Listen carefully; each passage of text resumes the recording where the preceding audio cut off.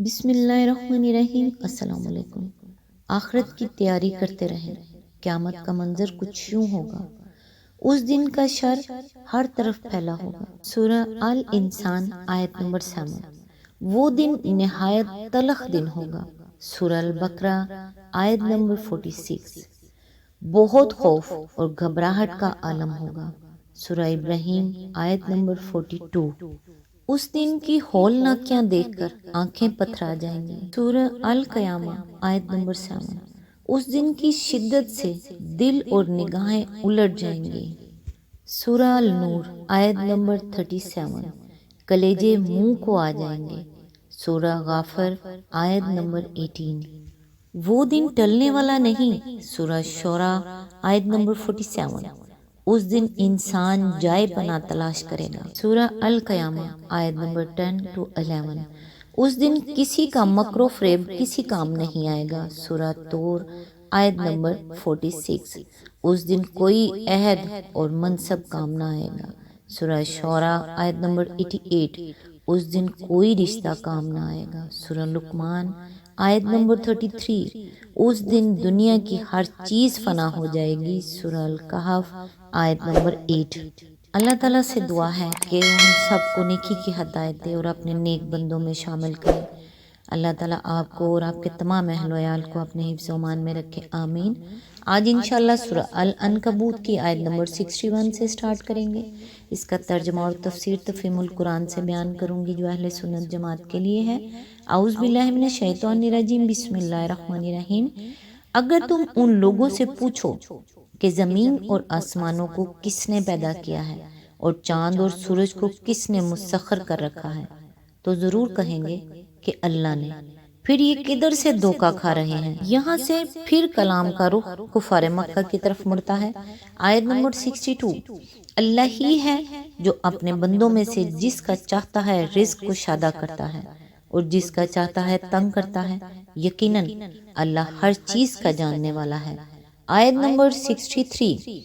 اور اگر تم ان سے پوچھو کس نے آسمان سے پانی برسایا اور اس کے ذریعے سے مردہ پڑی ہوئی زمین کو جلا اٹھایا تو وہ ضرور کہیں گے کہ اللہ نے، کہو الحمدللہ، مگر اکثر لوگ سمجھتے نہیں ہیں۔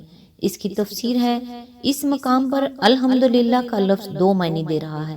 ایک یہ کہ جب یہ سارے کام اللہ کے ہیں تو پھر حمد کا مستحق بھی صرف وہی ہے۔ دوسروں کو حمد کا استحقاق کہاں سے پہنچ گیا؟ دوسرے یہ کہ خدا کا شکر ہے، اس بات کا اعتراف تم خود بھی کرتے ہو۔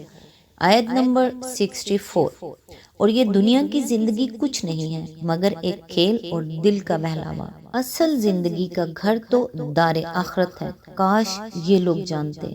اس کی تفسیر ہے، یعنی اس کی حقیقت بس اتنی ہی ہے جیسے بچے تھوڑی دیر کے لیے کھیل کود لیں اور پھر اپنے اپنے گھر کو سدھاریں۔ یہاں جو بادشاہ بن گیا ہے وہ حقیقت میں بادشاہ نہیں بن گیا ہے بلکہ صرف بادشاہی کا ڈرامہ کر رہا ہے۔ ایک وقت آتا ہے جب اس کا یہ کھیل ختم ہو جاتا ہے اور اسی بے سر و سامانی کے ساتھ وہ تخت شاہی سے رخصت ہوتا ہے جس کے ساتھ وہ اس دنیا میں آیا تھا۔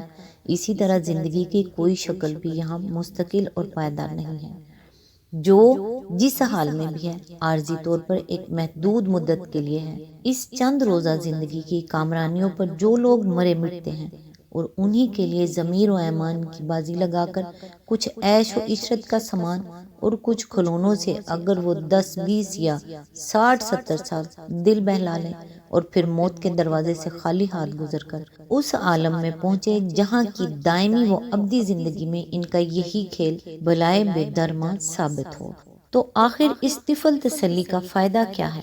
یعنی اگر یہ لوگ اس حقیقت کو جانتے کہ دنیا کی موجودہ زندگی صرف ایک مہلت امتحان ہے اور انسان کے لیے اصل زندگی جو ہمیشہ ہمیشہ باقی رہنے والی ہے آخرت کی زندگی ہے، تو وہ یہاں امتحان کی مدت کو اس لہو و لعب میں ضائع کرنے کے بجائے اس کا ایک ایک لمحہ ان کاموں میں استعمال کرتا جو اس ابدی زندگی میں بہتر نتائج پیدا کرنے والا ہو۔ آیت نمبر 65۔ جب یہ لوگ کشتی پر سوار ہوتے ہیں تو اپنے دین کو اللہ کے لیے خالص کر کے اس سے دعا مانگتے ہیں، پھر جب وہ انہیں بچا کر خشکی پر لے آتا ہے تو یکا یک یہ شرک کرنے لگتے ہیں۔ آیت نمبر 65، تاکہ اللہ کی دی ہوئی نجات پر اس کا کفران نعمت کریں اور حیات دنیا کے مزے لوٹیں، اچھا عنقریب انہیں معلوم ہو جائے گا۔ اس کی تشریح کے لیے ملاحظہ ہو تفہیم القرآن، سورہ الانعام آیت نمبر 29 to 41، سورہ یونس حاشیہ نمبر 29 to 31، سورہ بنی اسرائیل حاشیہ نمبر 84، آیت نمبر 67۔ کیا یہ دیکھتے نہیں ہیں کہ ہم نے ایک پورا من حرم بنا دیا ہے، حالانکہ ان کے گرد و پیش لوگ اچک لیے جاتے ہیں؟ کیا پھر بھی یہ لوگ باطل کو مانتے ہیں اور اللہ کی نعمت کا کفران کرتے ہیں؟ اس کی تفسیر ہے، یعنی کیا ان کے شہر مکہ کو، جس کے دامن میں انہیں کمال درجے کا امن میسر ہے، کسی لات یا حبل نے حرم بنایا ہے؟ کیا کسی دیوی یا دیوتا کی یہ قدرت تھی کہ 2500 سال سے عرب کی انتہائی بدامنی کے ماحول میں اس جگہ کو تمام فتنوں اور فسادوں سے محفوظ رکھتا؟ اس کی حرمت کو برقرار رکھنے والے ہم نہ تھے تو اور کون تھا؟ آیت نمبر 68، اس شخص سے بڑا ظالم کون ہوگا جو اللہ پر جھوٹ باندھے یا حق کو جھٹلائے جبکہ وہ اس کے سامنے آ چکا ہو؟ کیا ایسے کافروں کا ٹھکانہ جہنم ہی نہیں ہے؟ اس کی تفسیر ہے، یعنی نبی نے دعوی رسالت کیا ہے اور تم نے اسے جھٹلا دیا ہے۔ اب معاملہ دو حال سے خالی نہیں، اگر نبی نے اللہ کا نام لے کر جھوٹا دعویٰ کیا ہے تو اس سے بڑا ظالم کوئی نہیں، اور اگر تم نے سچے نبی کی تکذیب کی ہے تو پھر تم سے بڑا ظالم کوئی نہیں۔ آیت نمبر 69، جو لوگ ہماری خاطر مجاہدہ کریں گے انہیں ہم اپنے راستے دکھائیں گے، اور یقیناً اللہ نیکوکاروں ہی کے ساتھ ہے۔ اس کی تفسیر ہے، مجاہدہ کی تشریح اسی سورۃ عنکبوت کی آیت نمبر 8 میں گزر چکی ہے۔